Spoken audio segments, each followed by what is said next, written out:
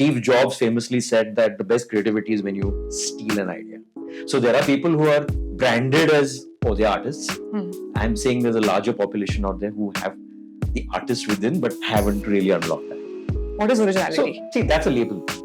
What matters is, does that inspire you? Does that move you? There is no originality. Right. They're all versions and variations of different meta themes that are around us. It's just how we express them that makes it creative. Yeah. That's why we love movies. That's why we resonate with, all these art forms so powerfully, because it's connecting with our subconscious brains, not conscious. Does the audience know what it wants? Not really. I get them to get out of their blinders. But personal brand for an artist actually is to knowing what is their artistic expression.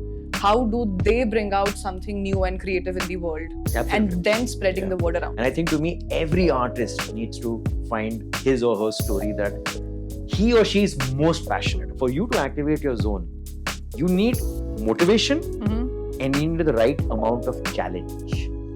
We imagine that art is above chart. Brahma, Shiva, Vishnu. Yeah. So creativity, Brahma. Vishnu, preservation. Shiva, destroyer. If you're not destroying your ideas, you're not growing. And if you're not destroying your preconceptions, you're not growing.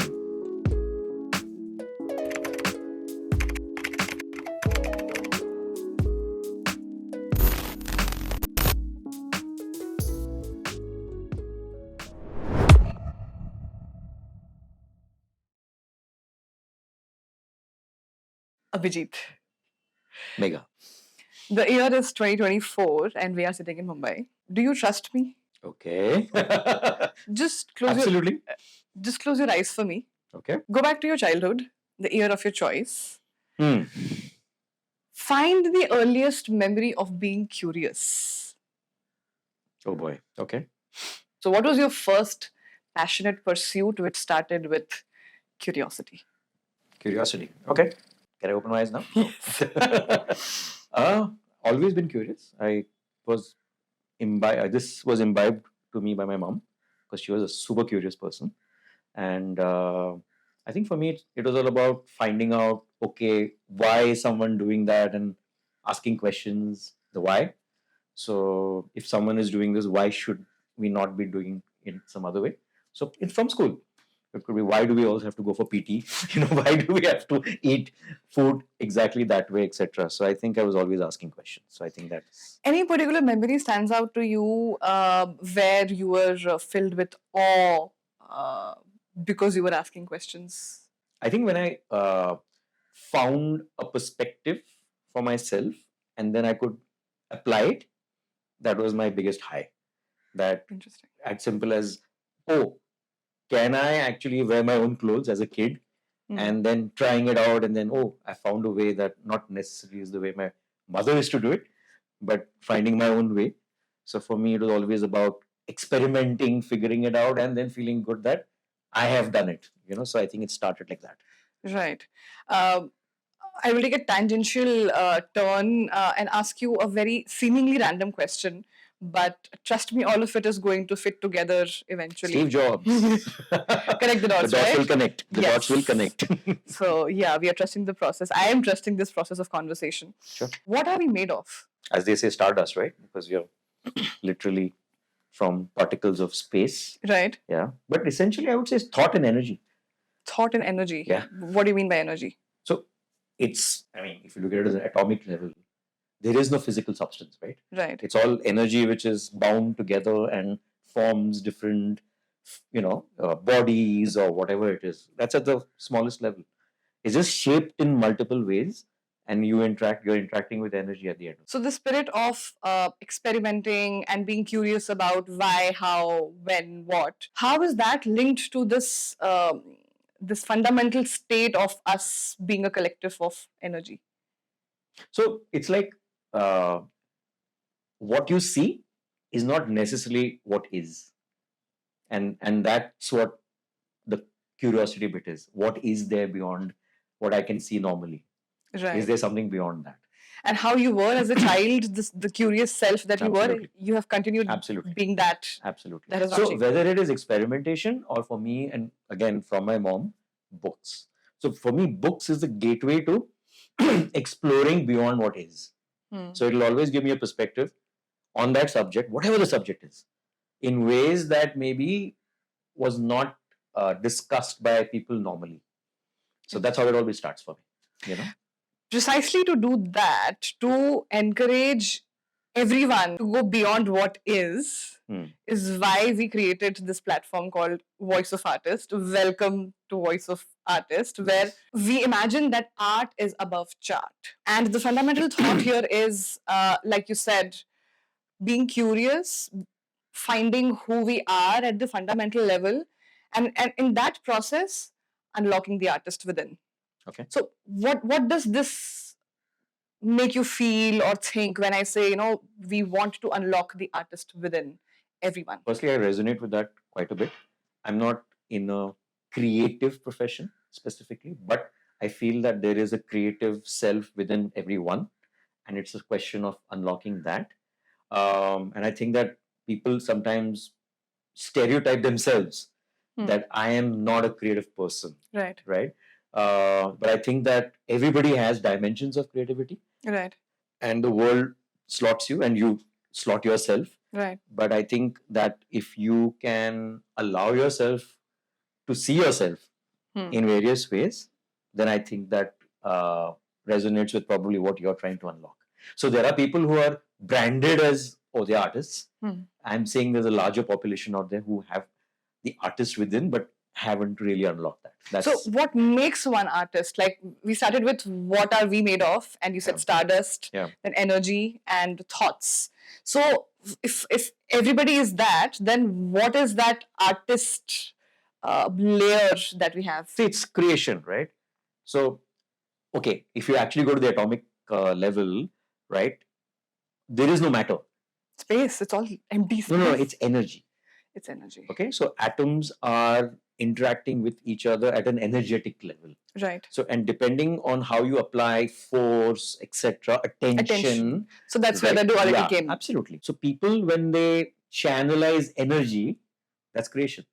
And see, what is creativity? Creativity, to my mind, there is already a reservoir of creativity. You're just tapping into something. I don't think there is, and in fact, there is this whole school of thought, which is there is no original thought. Right. They're all antenna.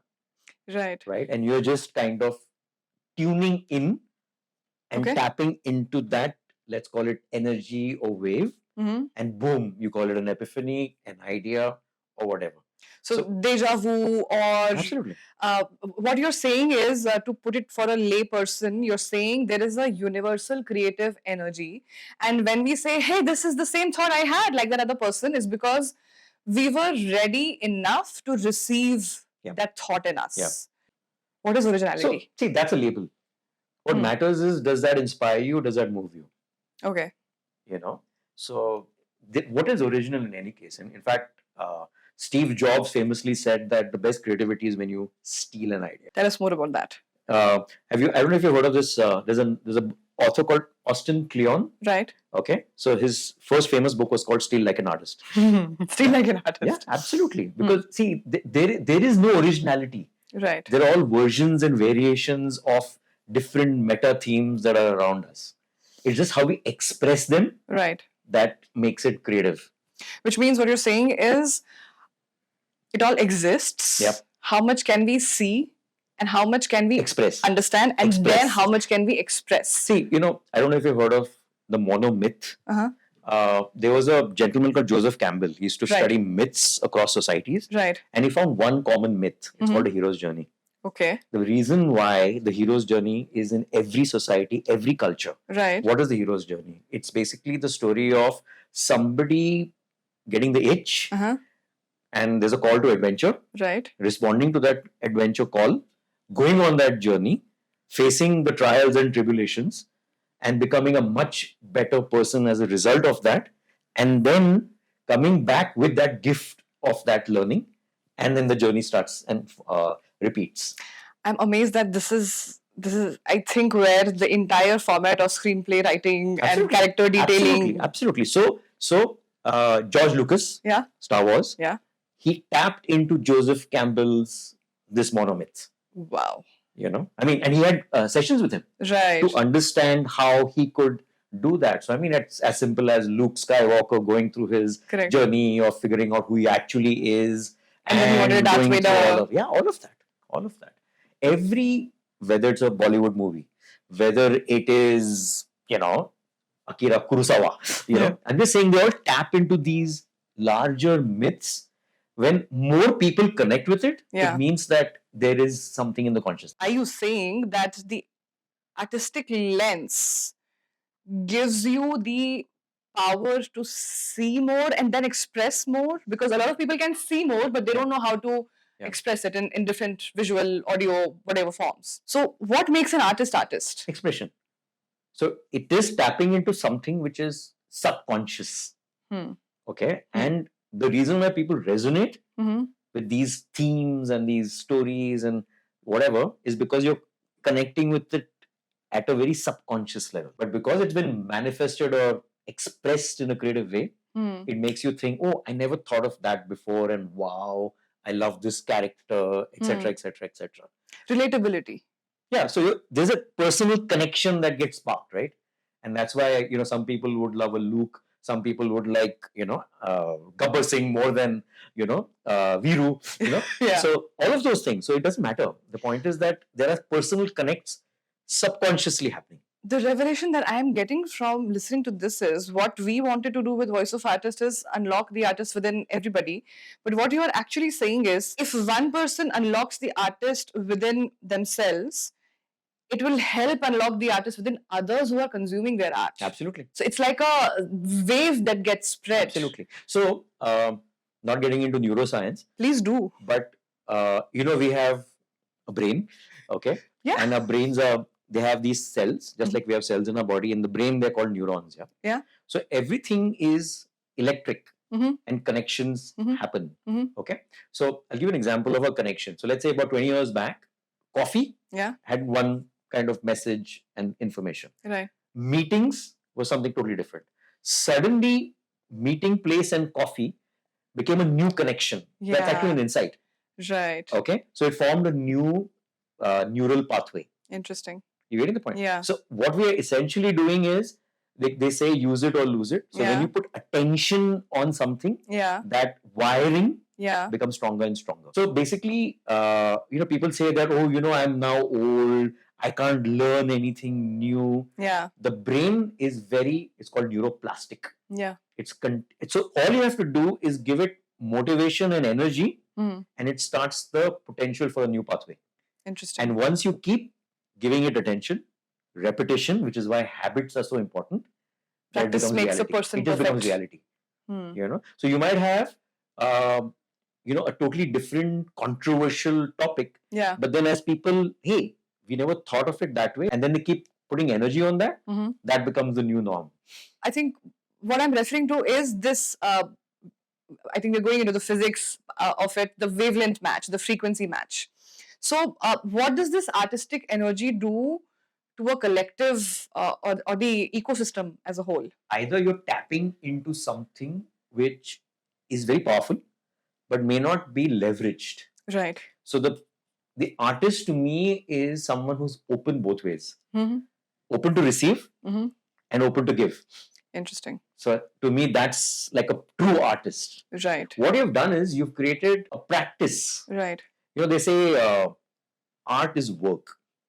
So there is Stephen Pressfield. I don't know if you've... So it's all about work. Because people think that art is only about inspiration and that eureka moment. It's not. It's actually a practice and you have to work at it. Which means this common notion of, I'm a creative person and I don't follow a routine is actually not... See, it might work one-off, but the people who we know as very successful people, they have a structure, process, a rigor behind it. So to me, artistry or whatever you want to call it, is actually hard work, structure, process put into action. I'll take a cue from here of putting in work. And is it right to say that being an artist is to create? You're creating something new for yourself. Sure, I understand that you are driving the existing energy, but if artistic expression is a part of creation, creation is venturing into unknown or new for you. How do you see the balance between fear of unknown versus venturing into the unknown for creation? See, there is what you're talking about, the creativity side is a perspective which may not have been expressed in that way, right? But for that to become reality, you need to put in the work.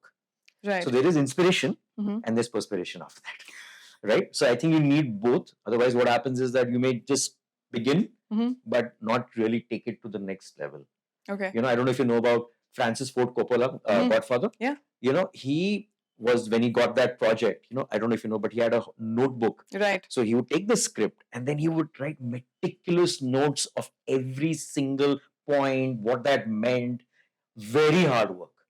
So in fact, it was like that book had apparently, if this is lost, please return to Paramount Pictures or Wow. whatever. It was like a Bible Right. and irreplaceable because he had put in all his toil behind that. It wasn't just about, hey, now I've got the best actors and they're Let's very do good. it. No, but it was a lot of hard work. Yeah. So there was inspiration. Right. I mean, it started with the novel, of course, Yeah. Mario Puzo's, Yeah. but he added his own bit. See, creativity is also about adding your soul to it.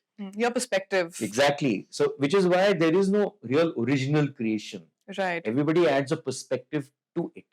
Which is interesting because, especially, it's amazing how diverse India is in terms of experiences. What I realized early on was different people will react to the same situation differently. Yeah. And that kind of was very intriguing to me when it came to understanding human nature or behavior or how we see things, which is where the perspective comes. And I've heard you enough saying passion and perspective, and that is what drives you. So, this perspective part, coupling it with the fact that a lot of things these days are, this is how it worked for them, maybe I should do that. Why do we, number one, do we fear to have our unique perspective? If yes, then why? And how do you find that strength to, find your own way or direction towards something? So, let's say you've received a message, okay, and you find maybe a unique perspective. It's always a risk. It needs courage to then go ahead and commit to it, right? And then what happens is you look around and you say, hang on, this is how it's done. This is what success looks like. Right. Will I really make a difference or an impact by putting in my own perspective? So that's where the questioning starts, right? So I think that's the journey of, from inspiration to perspiration, like I said. Right. But it's a mental and a physical journey. Right. So the mental part is that, hey, I have a valuable enough my side of it that I need to put in and believe in it and then tease it into reality. So, what we were talking about right now, in a way, you have actually lived your life like that. The little window that I have to how your life has been. You worked in corporate, Yeah. you did branding and advertising, you ventured into Reiki, you ventured into quantum physics. What I realized is you're now experimenting with coffee. Music is a very varied taste, and you keep discovering the history, geography, and politics of music. You know little bit and too much of everything and anything. What is your voice of artist by venturing into so much and so many things? So I have my own company. It's called Superstar. Superstar. You know what my title is? What is so it? Mark Zuckerberg had, I am a CEO, B dot dot dot. I have Chief Explorer. Nice. Okay. So because for me, exploring, finding a dimension of that same subject which most people haven't realized is my biggest joy and high. So when I got into coffee 10 years ago, specialty coffee, I found sides of coffee which most people had not. And it's only now that people are realizing. I'll give you an example. Most people think coffee, if I don't have it with sugar or milk, it'll be bitter. So my biggest high in like 10 years back would be to show that if you have it without sugar, without milk, it will not be bitter. Wow. So I would actually take people to Starbucks in those days. That was the only place which was to have something close to specialty coffee. And I said, try it. I said, and then there would be this big surprised look on their faces, right? It's not bitter. But let me give you another example of what I mean by different dimension. Coffee is the most complex food on the planet. Okay, so it is capable of expressing close to 1,000 flavors. What? Okay, wine, which is known by aficionados that, oh, this wine tastes like that fruit, etc., is half the palate of coffee. Wow. So when you say that coffee can express watermelon, peach, okay, fruity, berry, and all that, this is not about added flavor. If you get the whole end-to-end process right, you will taste those flavors in the coffee. Wow. Okay, so for me, helping people realize that is actually the joy. Not just, so one, there's a self-discovery, and second is seeing people kind of experience something totally different. So it's not just about coffee. These are all, let's say, excuses for that same kind of exploration and helping people explore. So that's like the fundamental layer that you operate on as an artist, because number one, discover yourself. Number two, help others discover something which they don't know. What do you find? Do you find happiness or satisfaction? So there's a kick. There's a kick. Especially when I see that expression, oh my God, I never thought of it this way. Or when I haven't seen it that way. Right. Okay, whether it's coffee, when it's running, when I started running. Right. So when I got into running, so I started with the book. Everything starts with the book. Okay, so then I found out that there are more biomechanically better ways to run. Okay, this is about 2010, 2011. Chi running is what you're talking about. Yeah. So then I found a book called Chi Running. And what is Chi Running? Is basically using the principles of efficient biomechanics coming from Tai Chi. So you don't actually put an effort behind the running. You use gravity, etc., to propel you. So there's a 40% help you're getting from nature. Yeah. And the rest is actually effort. Right. So that it just makes you far more aerodynamic, efficient. So I was like, wow. So, but it's not enough for me to leave it at a theoretical high. I have to try it out myself. So then I went to the US and trained to become a Chi running instructor. Because if I'd done the standard course for for regular consumers, I knew it would not be deep enough. So I had to do the trainer's thing just for me to get really deep into it. So I just feel that a lot of people interact with whatever category in life, but they don't realize there are so many more dimensions to it. And I think that just makes life richer. So that's really me. So that's my that's your artistic self. Yeah. So that's, you can call it my artist's way or whatever. And that's what I really loved. It seems like you have cracked the code of finding your voice of artist. And it's amazing that the definition of artist has become limitless. And that's exactly what we also had in our minds, because the word artist can mean anything and everything, and it is not limited by which art form pursue or want to pursue. How does one find their voice of artist? So, okay, I don't know if you've heard of, there was a book by Jim Collins, Good to Great. Okay, so he used something called a hedgehog concept, which is basically 3 circles. Right. I love Venn diagrams. Me too. Yeah, so it's about the sweet spot. Okay, circle number 1 is, what do you love doing? Circle number 2 is, let's say, what are you good at? Skill, passion. And third one is what the world would appreciate. Right. So what happens in the sweet spot between the 3 is something that you apply yourself, but which will also create impact outside. Right. Because just by having a creative idea for yourself may not actually resonate with the world outside. So passion, purpose, and potential, can we say that? Yeah, absolutely. I didn't know about this. Not purpose. I'm saying skill, literally. Okay. So, there are some, like maybe someone loves writing, someone is good at writing, and he finds or she finds that writing is the big thing outside and people want to pay for it, literally. Right. So it's really about that. Right. Because, what happens is, why these 3, and definitely passion and skill, we may become good at something, but we may not enjoy it. Story of majority of people. Because a lot of people, that's what you need to do, etc., etc. But you don't necessarily find the love for that. And I'm not saying that you have to find only things which you have passion for. There's a song, Love the One You're With. It's an old song. It's about finding that connection for that topic which you love. So is it a linear order? Do you first find what No. you're passionate about? No. But and it's then find your about skills? conscious ticking the sweet spot box. Because and you will realize that you can't sustain yourself, right? Because you might think then it's only a hobby.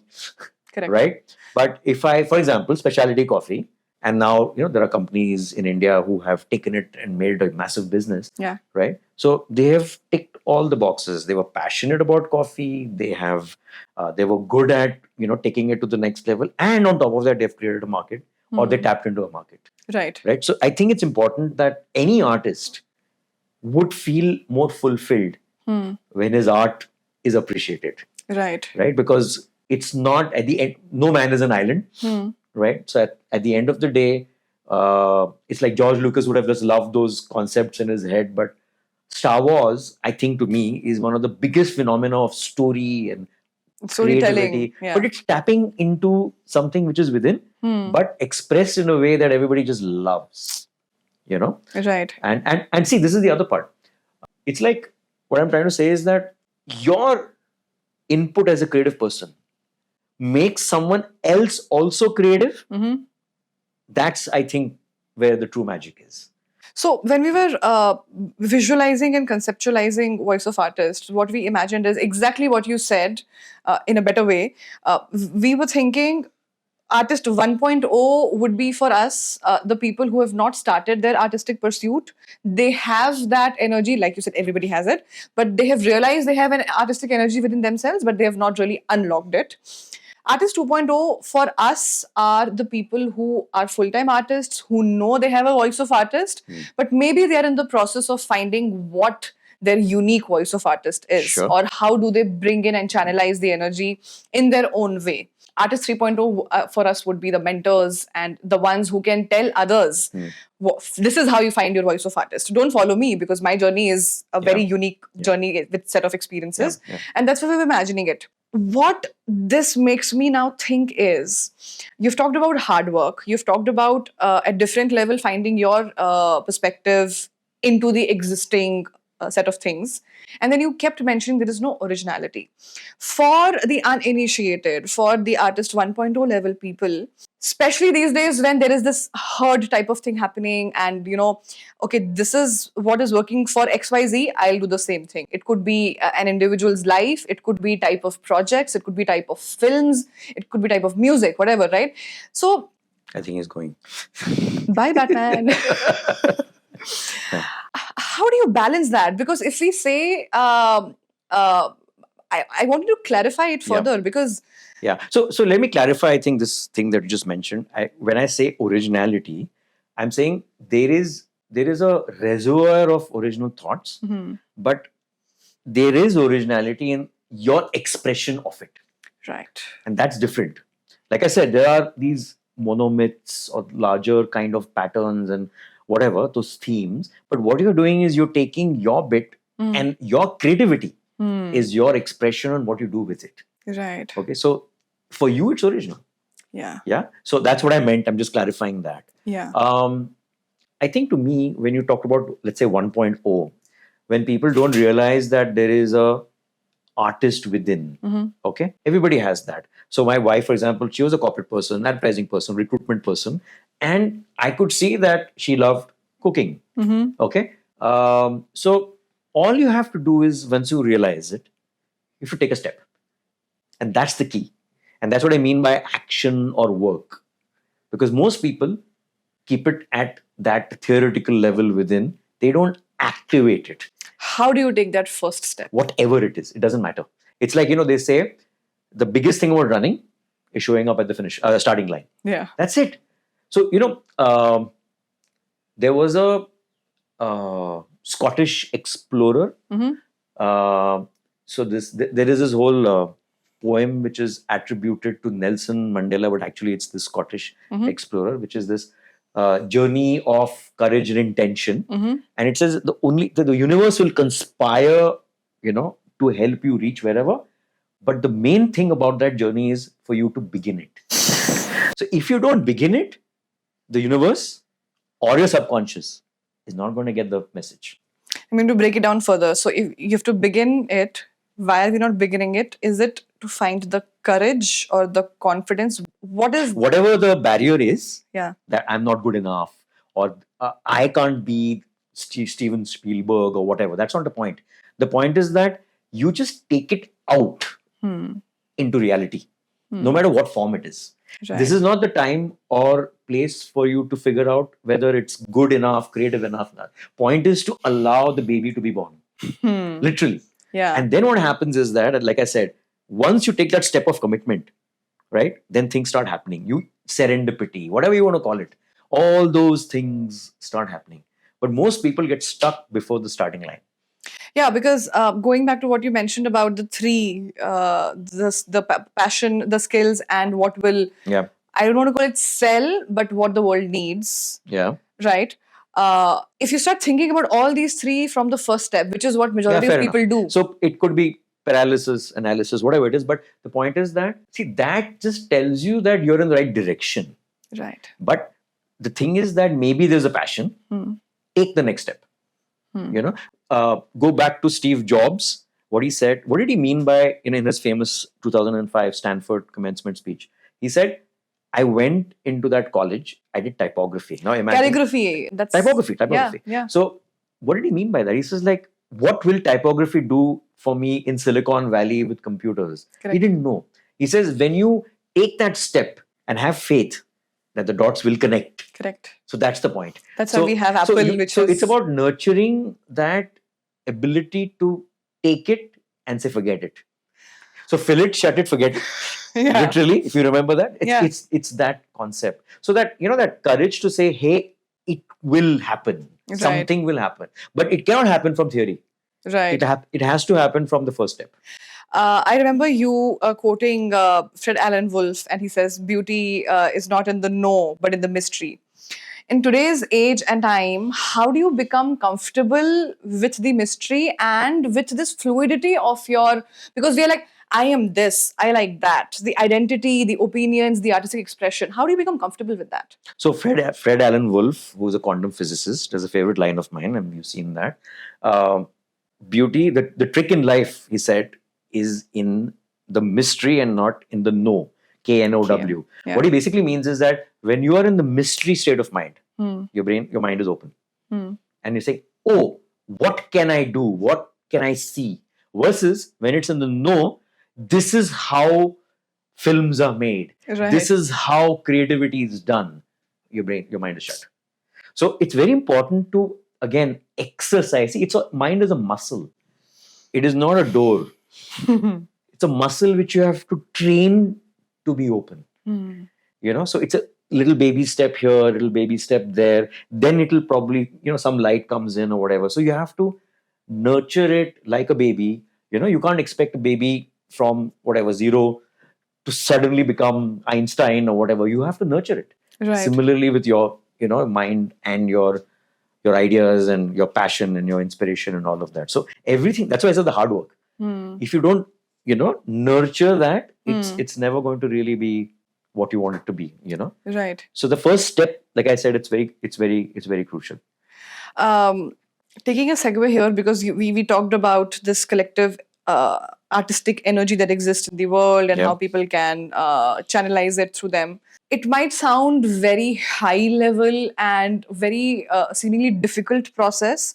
So break it down for us. How does one channelize the energy or let it flow through them? What is the kind of preparation that you have to do physically, mentally, emotionally, whatever?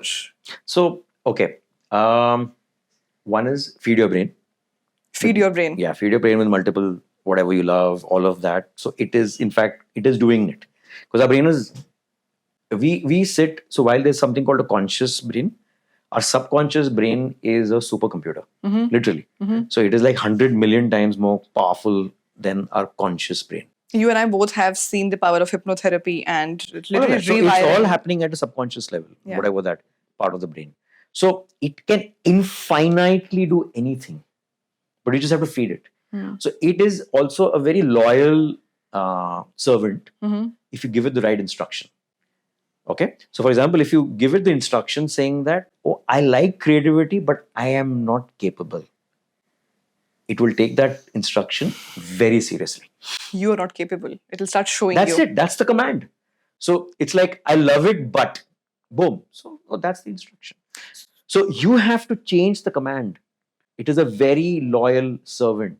But if the command it believes, so it is not getting into discernment saying, but what my master means is X. No, it goes with, this is the instruction. Very objective. And most people give this, that problem of that doubt Yeah. is when the command is not clear. Our brain processes data Yeah. with its five senses, not at a speech level. It Yeah. stores information in visual, feeling, all of that, sound, blah, blah, blah, right? Not That's how it words. stores data. Yeah. That's why we love movies. That's why we resonate with, all these art forms so powerfully, because it's connecting with our subconscious brains, not conscious. You're saying the power of filmmaking is not just to make people feel good, but actually rewire or feed things into the subconscious No, of in mass. fact, because it makes them feel good, they get the message far more. It's like, you can keep saying be peaceful and all of that, but all it took was a Munna Bhai, right? Jadoo ki Jappi, whatever. Yeah. And it just connected. So that's why movies, all these music, all of that actually inspires people to action far more than any sermon and lecture that you can give. As a person who knows so much about so many different fields and not at a shallow level, what would you say to the filmmakers or musicians who have the power today to influence so many people? Do it responsibly. The people who are anyway doing it, because every message out there actually has an impact, and Which can be quantified. I mean, literally, because people connect with it. They may not be able to see. Our conscious brain rationalizes what the subconscious brain gets. Okay, so I felt good, and then I will come up with a reason why I think I felt good. Justification through our Absolutely, intellectualization. that's how it is. So when you do research, and when you so there was this case study of anti-smoking. So they actually gave these 1,000 people, this is long back, 20, 30 years back, they gave these people a questionnaire on, does the do not smoking sign, don't smoke sign and then smoking kills on those messages on cigarette packs, what does it do for you? And everybody, most of them said, oh yeah, it makes me think twice, I've reduced my smoking. All of those questions were there.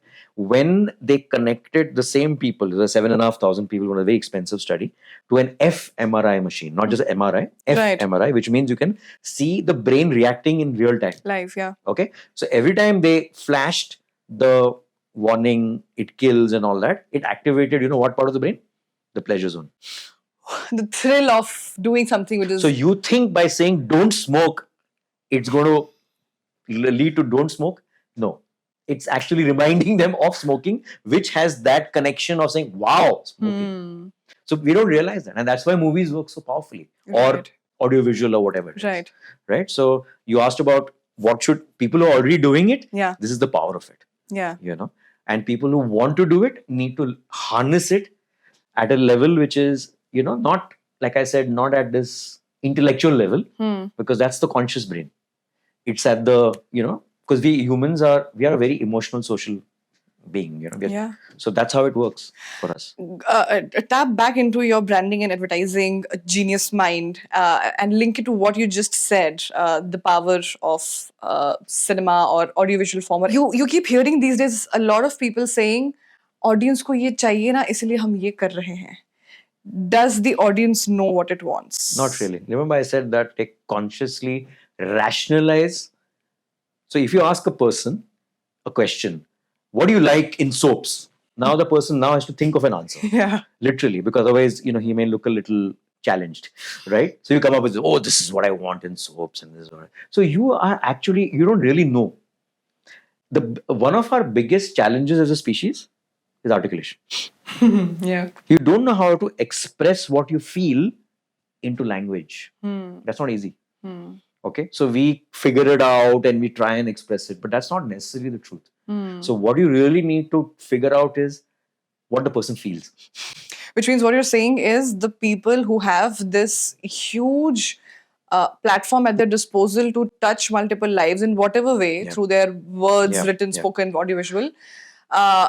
It should not be just about the charts that they drive from it, but actually go into the psychology of it, the philosophy of it, and the So long-term a effect. simple act of observation. So you will find people say something, but they do something else. So just seeing that. Second part is intuition. So in fact, the artist, the real powerful artist, is someone who has honed his or her intuition. Because what is intuition? Intuition is again the antenna being open. I am sensing that this is what's going on in this place. How do you balance that with the data oriented world? I will not even start you on AI bit of it, the generative AI bit of it. How do you have the courage to follow your intuition as an artist while you have data that shows something else? But the data can only validate. It cannot give you a sense of what connects. So in fact, in today's world, we have a lot of data, too much of data. Too much. But does it actually reflect the motivation behind the customer or the consumer's action? No. So it's very difficult to discern until and unless you have your intuition muscle trained. Okay, so the best filmmakers and all, they go with the intuition, right? So if you look at the best advertising people, what they've done is they've honed their intuition to sense an insight, which they believe is something very human, very emotional. Okay, and then they make that into a craft. Simple as that. What, as per you, what stands out to you as one of the most creative ads which has done this, what you just said? So I think anything that reflects, I would call it human insight, powerfully expressed creatively, I think to me falls into that category. And I think, one can go into, we've done Cadbury's, that, what is that, Real Taste of Life and all of that. You had that famous ad those days where, the guy's playing cricket and the woman suddenly celebrates. And there's a new version of that, I believe now, but I'm saying the original one. Yeah. What is the insight? There's a child within all of us. You're looking like an adult, but the insight is there's a child within us. Now, if you ask a question rationally, is there a child within you? No. Nonsense, Yeah. But you need to sense that. You see the behavior, how they behave in different situations, how they are with the family, how they're with their children, how they're with people they love and all of that, how they're in the office will be very different. Right. So it's to sense that is when your intuition muscle, like I said, is open, is receiving. And that's to me, so insight is very crucial. So there is a reservoir of, let's call it, data out there. The real artist channelizes insight, which is powerful enough. In fact, insight is something which lights up the brain neurochemically, okay, and it causes action. What do you mean by insight? So remember coffee and meeting place, two neurons never connected. Oh, I can do meetings in a coffee shop, and suddenly that became like new behavior in this country, for example. Yeah, that's an insight. Oh wow, I don't have to have meetings only in office. Is that a eureka moment? Yes, and it rewires the brain. So it creates a new pathway. So insight is realization. There's a chemical reaction, neurochemical reaction, and it's powerful enough to create the potential of a new pathway. Now that can also go away if you don't add effort and attention to it. So you started it, but you don't build on it. Exactly. It just goes away. Exactly. That's why I said art needs work. So we talked about artist 1.0, as we want to call them, who have an artistic energy within themselves. And you said to them, just start. What about 2.0? The artist 2.0 who already are pursuing their art, but what next for them? So, either they're like on the way to become superstars, which is fantastic. But I think there are a lot of people who might be stuck, and one of the challenges I've seen is that, which is actually linked to that Venn diagram bit. I'm only doing stuff that people pay for, but not really loving it. And I think it's like creates a lot of burnout, emotional burnout. And friction. Yeah, So I think you need to kind of figure out a way to reboot. You need to find new perspective, which I would recommend for any person as a practice. So in fact, one of the things I feel that you might be very good at a certain topic. Okay, so one of the things which are probably natural to me is, like you mentioned, I get into a lot of things. Some people call it esoteric, some people whatever. But for me, everything gives me a different take on things. Yeah. And it helps me with that thing I was doing in the first place. Because I think people get into this with blinders, unfortunately. So I think any artist has to figure out what blinder removing practice can that artist adopt in his or her life, whether you're beginning or you are, let's say, 2.0. Okay, so I think number one is that, because you may find a total fresh take on it. Maybe you find a take on what was commercial but not lovable. And like I said, find the love the one you're with.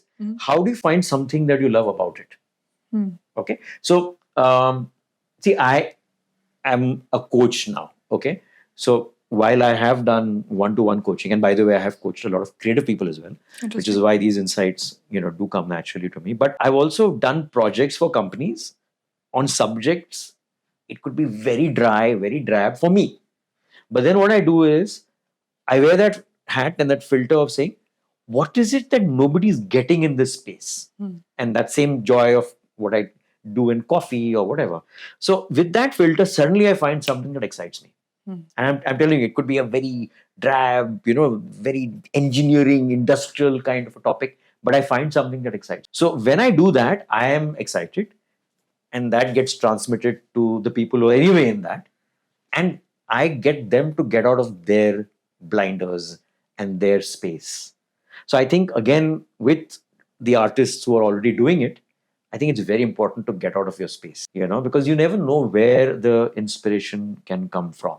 Because if you're kind of just, at your art in a closed space, but not connected with life, you may lose those signals that I talked about. I think it's very important to go out there. One of the things, you've seen me in my work. So I do, people think I just do workshops, but there's a 2-month period of me doing one-on-one interviews internally, externally, and that's what I enjoy the most. Because in that one conversation, I learn like crazy. I get new perspective and maybe transmit something as well. But the point is that to me, I think, is a practice that most people should be doing. Are you saying that Artist 2.0 should, in addition to whatever they are doing, find their unique artistic brand? So, see, one part is relook at your craft so that it's aligned with your passion. That's number one. To do that, you have to go out there. As they say, management by walking around. Most people miss this. They think that I can just sit and just, create from vacuum. And because, like I said, everything is pretty much connected, you might lose that connect and that thread. You never know where the next idea can be. So it's literally actioning serendipity. Wow. So it's very important. So that's number one. You asked about the which part of the 2.0? Sorry, the brand, the personal brand. Yeah. So once you start seeing new perspective parallelly, I think this is something which I was personally never comfortable with, which is this, and I think everybody now talks about it big time, which is how do you build your personal brand? Every artist must build their personal brand. Some artists shy away from it.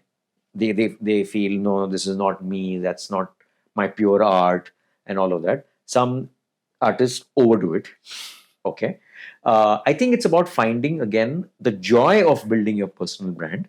Also remembering that you are doing it for the sake of your expression. Because if you do that, your art will connect with the people who matter. Okay. And then they will get a chance to interact with it. And for you to also kind of, feed back into it. So it's it's a virtuous loop that you're activating. What you're saying is personal brand is not just hiring a social media manager for yourself or doing your PR. That can be the next step or a byproduct of it. But personal brand for an artist actually is to knowing what is their artistic expression. How do they bring out something new and creative in the world? Absolutely. And then spreading the word around it. See, it's like this. Steve Jobs could have been an R&D scientist. He wasn't a tech guy. He wasn't a tech guy, but his biggest skill was communication, storytelling. The stories that he weaved around the iPhone and then the iPad. And so he believed that technology should, one, bring out the creative self in people, And technology shouldn't be the objective. It should be something which is user friendly. So it is not coming in the way, but it's just enabling your creativity. You Right? give an example. A company does not sell cameras, but it creates photographers. Absolutely. I mean, that should be the objective. What I'm trying to say is that he was an excellent presenter. And I think we still today, and I think even Tim Cook still says, and that one more thing, right? So it all comes from Steve Jobs. And I don't know if you have seen that launch of iPhone. Yeah. Yeah. So he spoke about we're launching 3 devices. One is an internet navigator, one is a music device and all that. And finally he said, but by the way, all these 3 are one device. Yeah. He captured the imagination. Yeah. So to me, every artist owes it to his art or her art to capture the imagination of people and do it consciously. Beautifully said. So Steve Jobs used to practice, rehearse his keynotes very, very religiously. It wasn't like, oh, he's this, magnetic personality and he would just go out on the stage. He used to palpitate before these keynote. It used to be so important to him because he realized that technology cannot be evangelized if he is not putting in that hard work. Right. Which makes me think what you're also saying is that as a 2.0, yes, you work on your craft by opening your windows, relook at it. And second thing you said is brand yourself, find your artistic brand. It's not just about just going out there and shouting about yourself. This example that you gave also makes me think you're saying balance your confidence with humility. See, I mean, there'll always be a thin line and all that. But I think to me, if I were to just sum it up, find what makes you tick, what makes you click with your art. And then the last part is find your story.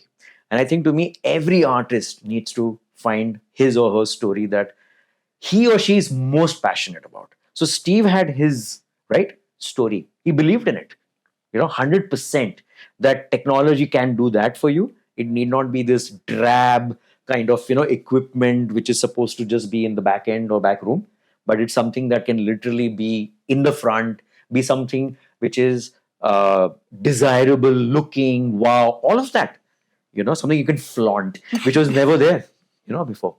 You need to find your story, and that story, the ingredients of your story comes from, like I said, what you're passionate about, what you're good at, and the third part, okay, which is what are people outside struggling with. And I think to me, that's where the evolution of the story comes. Because, like that technology bit, few people said, technology is important, but not for me. So there were a lot more people who were kind of averse, technology averse, than, oh my God, let's jump into technology. So when I said the third part of that Venn diagram circle is about what will the world appreciate, it actually comes from a pain point. Interesting. Okay. It comes from a struggle that you see and you feel you can somehow make a difference. You're making it sound so simple that an artistic exploration can be seen as a value proposition model and a very, very structured thing. Like you are encouraging people to look at their exploratory journey with a structured lens. Yeah. I don't know if you know this, but and by the way, I'm not a structured person. Okay. But somewhere down the line, I don't know if I read it or whatever, but I definitely believe in it. Structure creates freedom. Structure creates freedom. I'll give you an example. Back to subconscious mind. Let's say you go and tell an athletic, runner or whatever, go run as fast as you can. Okay. So that guy will do his best or whatever. Then you say, hey, hang on. The world marathon time record is X. You have the potential to beat that. Go ahead. The subconscious brain loves finite boundaries, something specific to aim at. If you don't give it that, which you're inspired by, it's not just a question of having a goal. It's a goal which inspires you. But the goal is important. That finiteness of that is very important. So I don't know if you know the story linked to running. Way back, there was something called the record of running, speed-wise, was I think nobody had gone faster than 4 minutes for a mile. Okay. Then there was this gentleman called Roger Bannister who beat it. You know what happened after that? 10 people beat it. Because there's also, remember I said that consciousness, collective consciousness. Now suddenly somewhere people say, oh, it's possible. So when one person does it, it actually gives license for a lot of people subconsciously that this is possible. That's what's happening with Mount Everest and how people are just Yeah, summiting it absolutely. right now. Somebody went to the moon, hey, it's possible. Somebody climbed Mount Everest, it's possible. So a subconscious brain thinks that's theory, it's abstract, versus, hey, it's possible. Somebody's gone very close to beating that 2-hour marathon, which is there currently. But it's possible. It's not easy, but it's possible. And that's a huge empowering, let's call it an instruction that you would give your subconscious brain.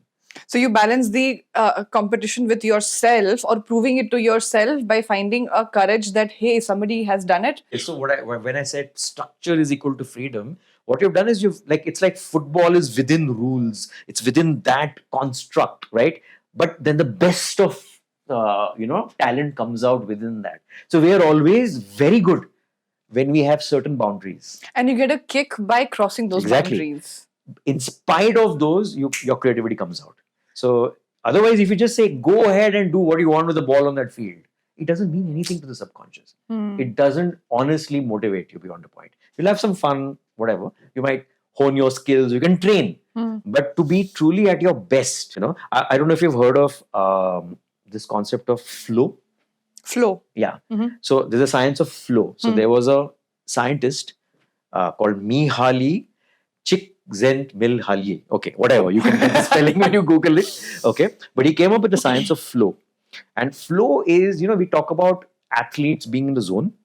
Okay. Artists, creative people who they feel time has slowed down and you are in that zone and nothing can stop you. You're at your creative best. Yeah. Right. Now, everybody can activate that flow or zone. Okay. But what Mihaly said is that for you to activate your zone, you need motivation and you need the right amount of challenge. So that's what I mean by that bit. So if you don't feel even a little bit challenged, it's never going to activate flow. You need that pressure. And that's why you find a lot of people, the leaders and all, they always perform when challenged. Right. That is inherent in the human race because we've always been challenged right from caveman times. We always had constraints. So we are actually at a creative best when there are constraints. Beautiful. So, like I was saying, needs inspiration and the right amount of challenge. So basically what he says is that if there's too much of challenge, it leads to burnout. So it's really about calibrating that, yes, this is good enough for me to kind of up my game, but not so much that I give up. Right? Challenge you decide for yourself. No. So I'm just saying that what happens is some people just give up. It's like too much Right. and all of that. So you're at your optimal, let's call it artist zone, if that challenge is not so bad that it just kind of totally kind of, deflates you. But you're obviously, you have to find those. So you have to keep finding more and more of those optimally challenged situations and opportunities. And you have to train yourself. And in fact, what happens is your challenge threshold will keep increasing. As in when, as you keep kind of, practicing and doing and things like that. There was a book, as always, there's always a book. It is called A Beautiful Constraint. So when there is, by the way, do this, but you can't do it in this way, you can't do it in that way. So games and sports all have, right? Rules, regulations, constraints. And in that context, people shine. So it's the same. If you give an artist, just do what you want, it doesn't work. So if you give an artist saying that, hey, there is a movie and it has to be finished in X period and whatever it is, it has inspiration that it could become the next Oscar winner or whatever, but your budget is only this and whatever limitation. And then what happens is starts getting the creative side of you kind of, firing. This is such an important point you just said, because a lot of artists find the excuse of lack of resources as not going into the journey that they want to. And they will say, I could have done this if I had these resources, or I could have done this if I had the time. So you are actually saying, hey, wake up.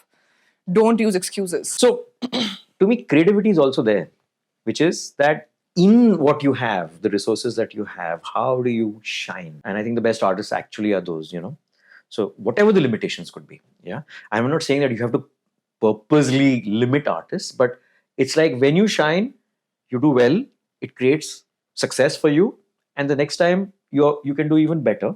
Maybe you'll have more resources, you'll have different limitations. But the point is that that's how we grow as individuals, you know. So there is something called adversity advantage, you know. So you actually, it's called post-traumatic growth. Wow. Tell Yeah, us more. versus stress. Okay, so there is an optimal kind of, like I said, that flow bit. So when you manage that stress which you can handle, which is motivating, not stress which is deflating, okay, you actually grow as a person How does one know which? through experience. So you will know your threshold, but you will not know it if you don't take that first step. So you know what I'm trying to say. So it is it's a continuous journey of acting, learning, figuring out your threshold, doing better, upping it, etc., etc., and that's how it kind of works. And at the same time, ensuring what you're doing matters, and that's where that resonating bit comes in. And like we spoke about, how you build your work, body of work. So like it's like I said, George Lucas could have just done it in his bedroom and that's it. But today, I mean, you can just imagine the hundreds of millions of people who've grown up on Star Wars, continue to, and in fact have more of a point of view on it than George Lucas probably has. So the courage of actually sharing your art Yes. to encourage others Yes. to pursue their journey. Yeah, yeah. So if you remember, I talked about Austin Kleon. These are books you must recommend. So Steal Like an Artist is one, but after that, he had a very clear book called Show Your Work. And that's very important. But, you know, because it needs to come as a natural expression. You know, not that, oh, you know, I ideally would not like to do this, but I have to do this. The moment it comes from have to, it's never going to sustain. But it's like you're happy to share because you know that that has its impact. You know, it's that energy you need to tap into. What do you have to say about perfection? Because a lot of times the artists stop from sharing their work because in their mind it's not perfect. What is perfection? So perfection is theoretical, because perfection is relative. Number one, right? For you, it's perfection. For someone, it's not, and all that. I think I've used this line in my coaching, which is progress, not perfection. So I think to me, and I think the human race is about progress, not perfection. Because what is perfection? I mean, have we reached perfection? Will we ever? You know, Who decides but it? are we better than what we were before? That's important. So if you feel you haven't progressed as a creative person, then you need to ask yourself why, what is missing, and that's where I said you need to, you know, up that antenna, go out, figure out perspectives which you may have missed, etc., and then reconnect with your work. So you're actually saying that artistic expression is a journey and there is no destination. The journey of progress is infinite and Right. continuous. How empowering it is if we live with this mindset. Yeah. So, you know, we say, you know, there's this thing of, in spirituality, you say you just have to be, Yeah. right? But we are not human beings, we are human beings. Okay. So what they say actually is that man is always in a state of becoming something, Yeah. because there's like kinetic energy you spoke about. Yeah. So it's not an absolute, it's over, end of state. Yeah. It's always in the next journey of evolution and all of that. Right. So we get stagnant, then we get demotivated. So, and that's why we are, let's say, the most successful species on the planet. Not necessarily great for the planet, but fair enough. But the point is that that's who we are, you know. And if you're not tapping into that, you're not doing justice to your innate potential. For some reason, this reminded me of, you know, the preserver versus destroyer mindset. You know, The what I'm talking creator. about, the Ode to the West Wind, the great poem, P.B. Shelley. Creation and destruction. Because when we are saying we are creating something as an artist, and then as human, as a collective of artists, we have a destruction power also. So we've talked about harnessing the power of creativity. Where does destruction come in all this? Very important, in fact. So, by the way, Brahma, Shiva, Vishnu. Uh-huh. Yeah. So creativity, Brahma, Vishnu, preservation, Shiva, destroyer. If you're not destroying your ideas, you're not growing. And if you're not destroying your preconceptions, you're not growing. So that journey of evolution is that. So it's tougher to stop doing something than just do something new. And that's the Shiva energy. That's the destruction part. This is such a beautiful perspective to destruction, because by default, destruction would mean destroying someone else or something else. But what you're saying is, hey, your first idea might not be the best. Destruction you're linking with, again, humility in some way. So it is creative destruction. Thank you. Okay. And it's the why it's destruction is because, what happens is that if you do things incrementally, arey ye to must chal raha hai, I'll just add some improvement to it. You may not actually add any value. So that's why destruction means you question it. And then maybe you will still land with it. But what you've done is you've questioned it, added perspective, and maybe it validates it, maybe it doesn't. And maybe it actually gives you a whole new path. But it's about being open to that. So it's like saying, hey, all we know is horses, and that's the only way to, travel in this world, right? But if I'm not ready for a mechanized way of, transportation or whatever it is, the car would not have happened, right? So we are actually, as a species, very, very, very, we've done it. Yeah. It's not easy for us to do it, but when it has happened, it's resulted in seismic shifts. A very seemingly random question, but with all that we have discussed so far, what, according to you, is more difficult? Imagining something new or different in real world, or going into the fantasy and science fiction and pure imagination? See, for me, it's about a story that I want to communicate. And if that story needs science fiction, animation, anime, whatever, then so be it, because maybe it's not possible to express it in that form or whatever. So it's about the story. So some people need that form purely to tell that story. So science fiction, I mean, I am actually new to science fiction, though I realize I've been probably enjoying it not consciously all my life. But what I loved about the concept of science fiction is that it actually makes your brain think, what if? Exactly. Yeah. And it's using the mode of science fiction to tell a story which is not possible in current reality. That's it. And show possibilities. That's it. But if your story does not need that, then the science fiction becomes a distraction. Right. So if that message is something powerful, if it just needs, basic storytelling, but the message is so powerful, then so be it. So, but be true to the message is what I'm trying to say. Simple. Not the container. Exactly. Because a lot of times the discussions start with, I want to make a science fiction, let's think of a story. You're saying, no, find the story you want to tell first. Absolutely. And why do you want to tell it? In whatever art form. It could be a painting, it could be a piece of music, but find what you want to share. So like I said, Steve Jobs, again, you might realize how inspiring he is for me, but he had a story to tell. Yeah. Okay. He told it via the music ecosystem, whether it's an iPod, whether it's a iMac, whether it's the iPhone, it didn't matter. So they were all different forms.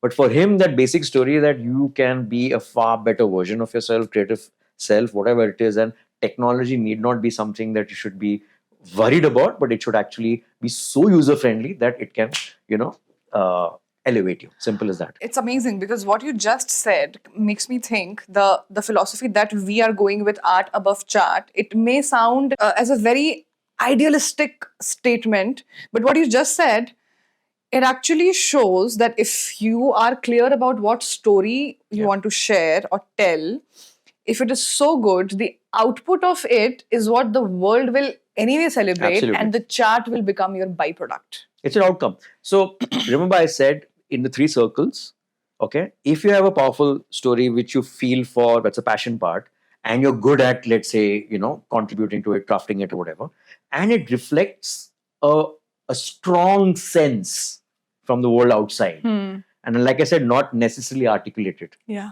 Okay. It will create that outcome. So the art is your heart put into practice, which, if done right, creates the chart.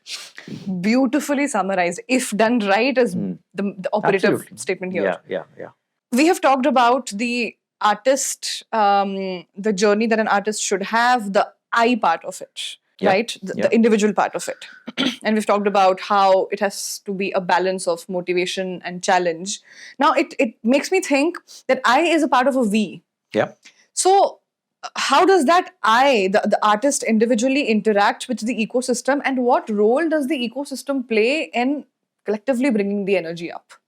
So there are two sides to this. One side is the artist needs to get out of the island and needs to create the personal brand. Sure. So that the artist and the art gets noticed. Because if that doesn't happen, then no one else will really know, right? So that's one part. The second part is, like you said, network or collective and all of that. There are a lot of people who love art.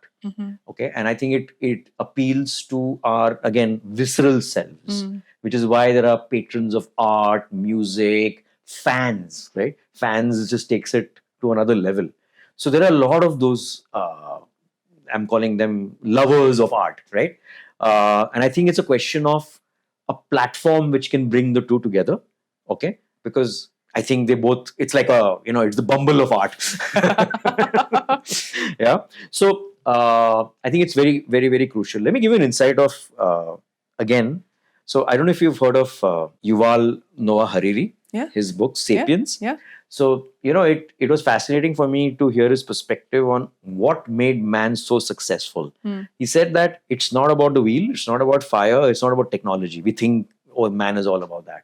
He said the only reason we beat the other species was our ability to collectively organize ourselves as groups and using our weapon, stories, to be unified against the other species, because the other species were just fighting individual battles, but we actually were able to, using stories, it could be religion at that time, whatever it is, and that's what gave us the true power. And in fact, it's gone to another level.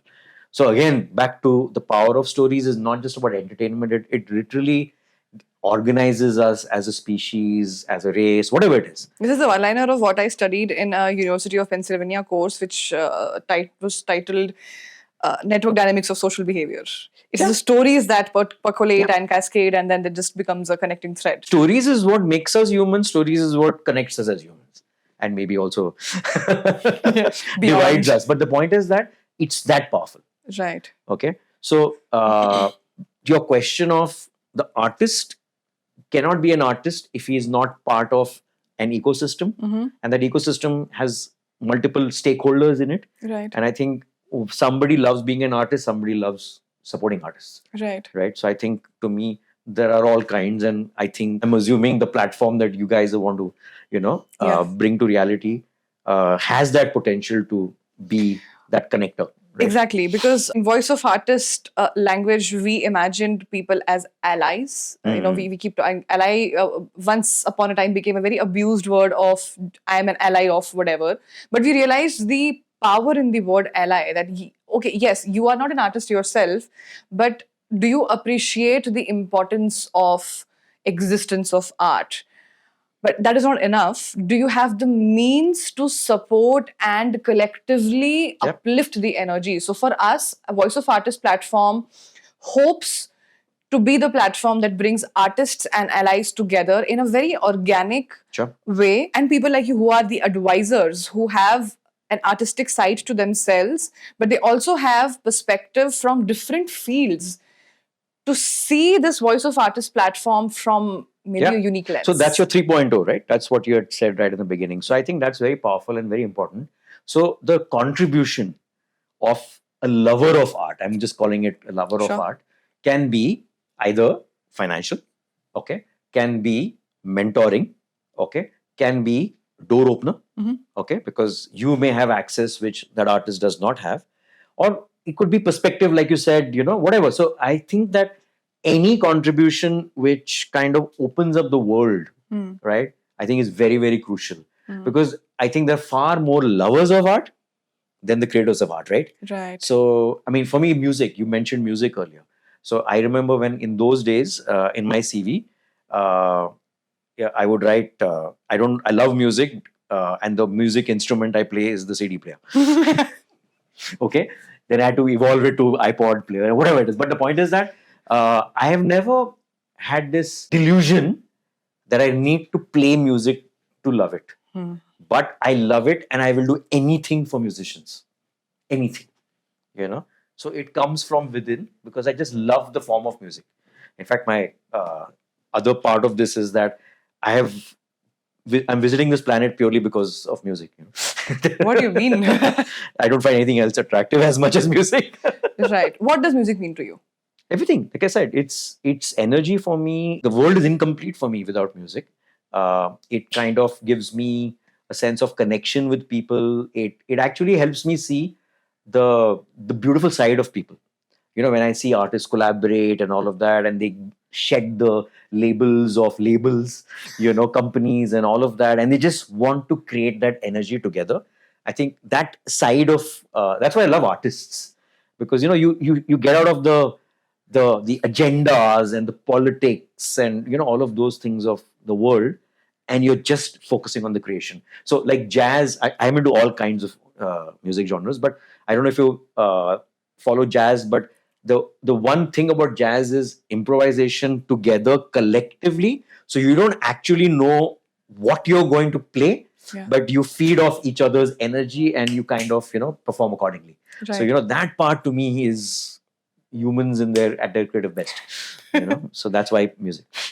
So music actually, the things that you described about music and the way you understand and appreciate music, this reminds me of this book, A New Earth by Eckhart Tolle, which is supposed to be an auto-writing experience that happened with the author.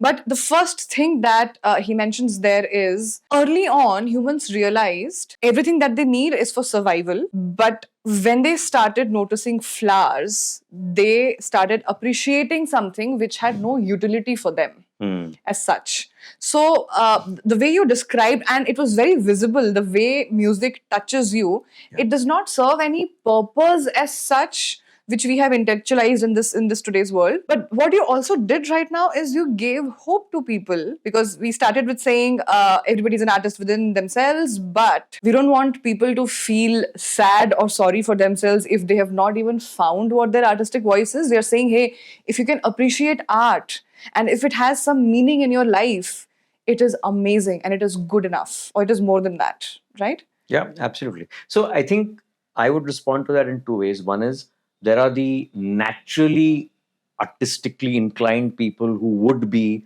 the Eric Claptons of the world or A.R. Rahmans or whatever. So that's great. But I think, to me, there are so many things in life which can become art. So you can be a presenter at work and you treat it as art, which is, you bring your creative self, you add effort to it, and you see every presentation as literally a work of art. Yeah. So I think, to me, the energy of art is far more pervasive than just a few artists doing art. To me, that's what I mean by the artist within. Right. And I think somewhere we might tend to look at some professions by the virtue of them being stereotyped. Oh, that's not an artistic thing. Not necessarily. Yeah. Engineering can be an art. Okay, it's about how you apply yourself.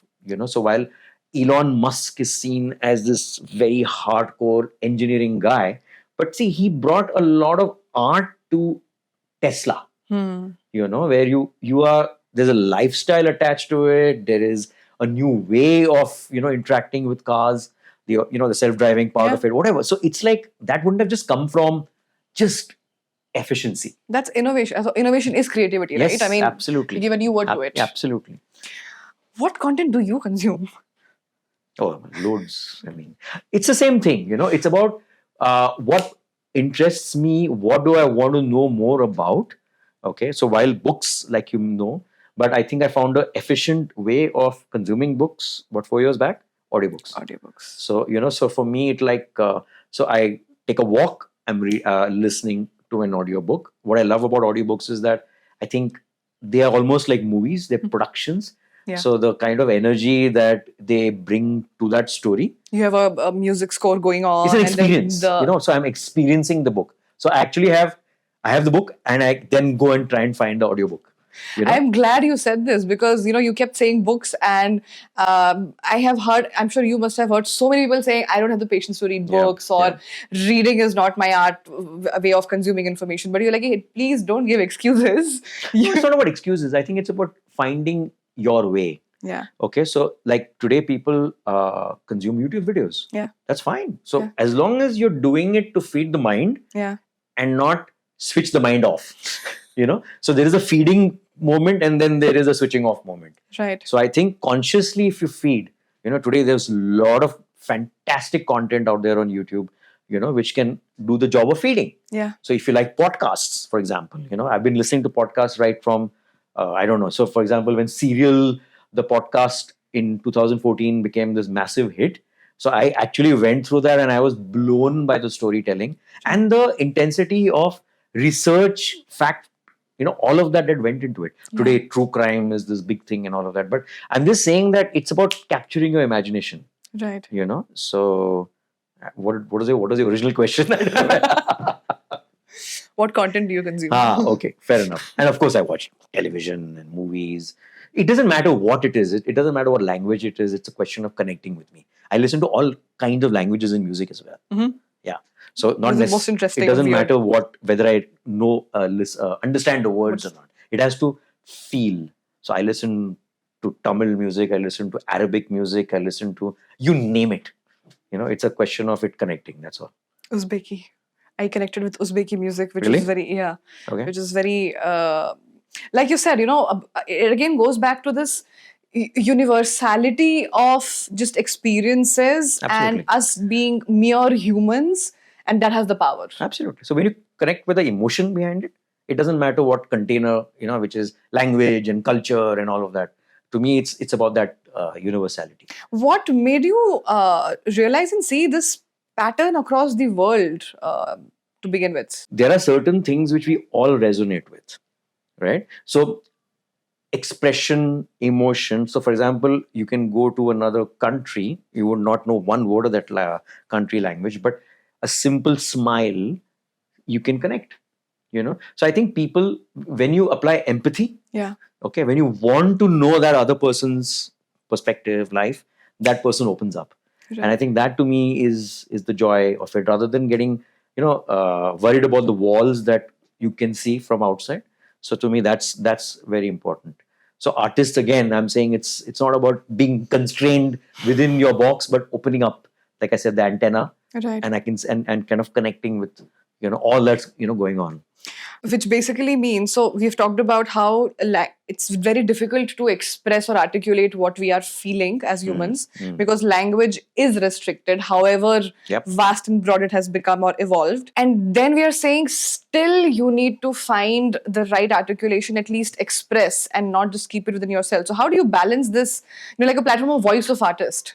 Find your channel of voice, which means maybe some people like to do it with graffiti art, right? Maybe that's your way of expressing it. Right. Some people do it with video. Some people do it with like podcasts today. It's become a huge mode of expressing your creativity. So firstly, you need to feel comfortable with that. Yeah. And like I said again, people need to obviously kind of resonate with it, right? Right. So you can't just do it.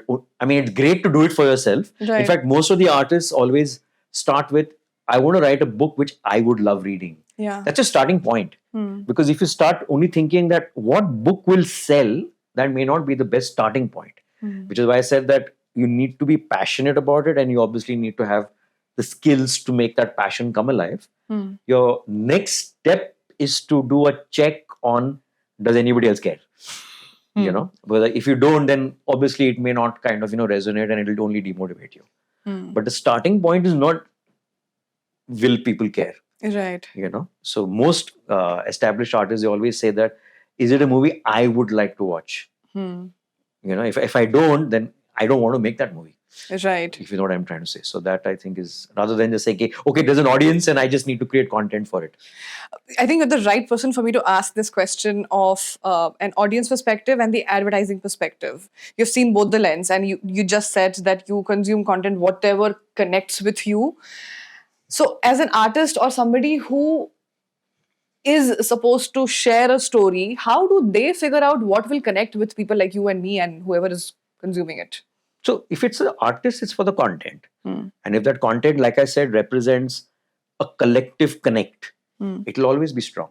And you mentioned advertising. Advertising is looking for that kind of content. It's as simple as that. We've talked about so much, Abhijit. How would you summarize this journey of being an artist, being artist 1.0, 2.0, and then eventually what does this voice of artist platform mean to you? So, okay, there are self-motivated people who would navigate this journey with, themselves.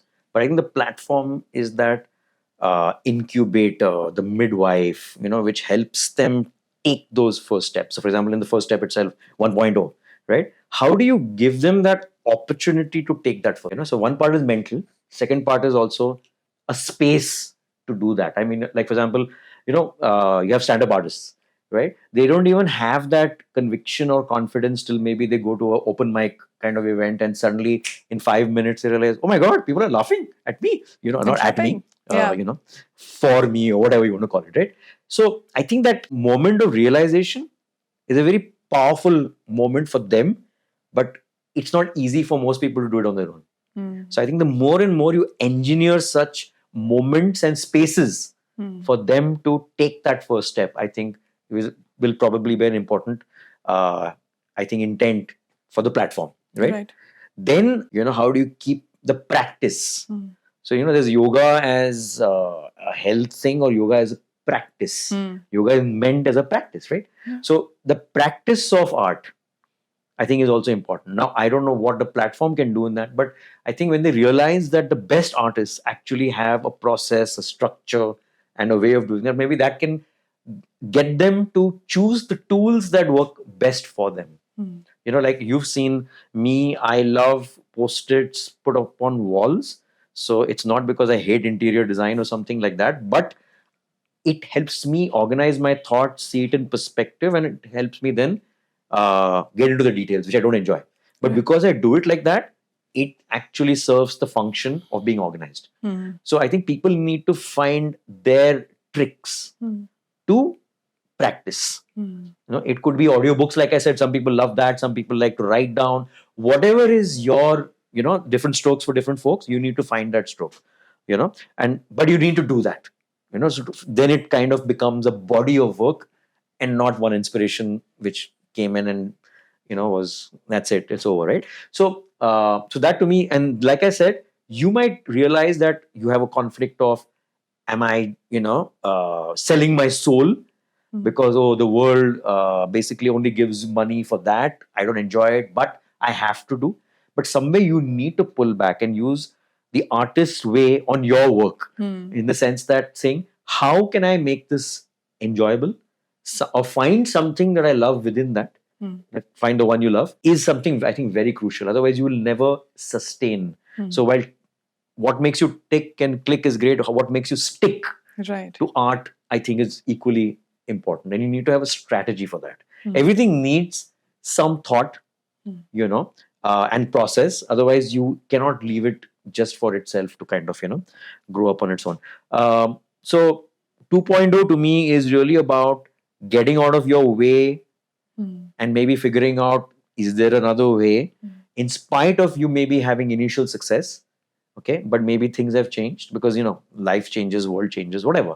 So you need to calibrate, recalibrate, etc., etc. Apple was a computer company. Is it anymore? Not really, right? So I think everybody is in this journey of invention, reinvention, and I think that's equally important for artists, right? 3.0, I think, to me is, like I said, nobody is an island. You need an ecosystem, you need the opportunities, and also identify the people who love art and hopefully love artists, right? And actually help them in ways that they can't, And I think it's okay to ask for help. I know that I think we're kind of moving to this very independent, I will do it on my own. But I think if the ecosystem is there, and I think there are a lot of examples of when the ecosystem helps uplift, everybody. Maybe there are some people who will always do it on their own. That's fine. But there are so many who would not have. And I think that to me is the massive need and the opportunity. So I think to me, whether it's a coach, whether it's, people who can open doors, etc., access, whether it's funding, whatever it is. But I think it's important that you have, that also taped up, because otherwise, how will the movement kind of explode? So it's like, I remember when I was doing a project for a company, and so this was a very celebrated chef, not my wife, who told me, Abhijit, when I was a chef, there were like 22 institutes in the country to learn food or whatever. Now there are 1,000, I believe. And this is about 5 years back. But he said, Abhijit, half of these people don't actually want to be chefs. They want to be food stylists. They want to be food content creators and all of this. This is 5 years back, right? So even that's an art, right? Yeah. Yeah. So how do you give them that space, opportunity, the platform, skills? You might learn food, but you may not actually learn storytelling. Yeah. So I think everybody has something that they need to kind of take their spark, and make it a fire or whatever. To wrap up this conversation, I will request you to go back to your childhood. Okay. And you have mentioned there is a child within all of us. Yes. So I want both the versions to connect to each other. And what would that child say to you today Regarding how you see the world now and how you approach and what you are doing to uplift the artistic energy in yourself and in others? So honestly, I'm in touch with the child within 24/7. Wow. There is no disconnect. So Wow. whatever I started with, to me, my joy comes in when I am actually aligned with the child within. Right. So that has never changed. And if you ask my wife or anyone, she's like, he will always be that child within. So I don't actually have that. A lot of people suppress the child within. Yes. And I think that, to me, see, the artistry actually comes from that child within, because why do they say, children have no preconceived notions, they see the world with new eyes, right? So I think it's about reconnecting with that. When I said that, when you're an artist 2.0 state, that you need to re-look at life. But if you are a child and if you were to actually apply that filter, I think it's very important. So the reason why I'm able to look at different categories and all that is because I am always engaging that child. It's as I hope I'm. Yeah. No, that's amazing. Yeah. Thank you so much for coming to the platform Voice of Artist and supporting the vision that it has. And we look forward to having many more conversations like this. Thank you so much. Happy to be here, and kudos and power to all of you here. Yeah. Thank you. Thanks.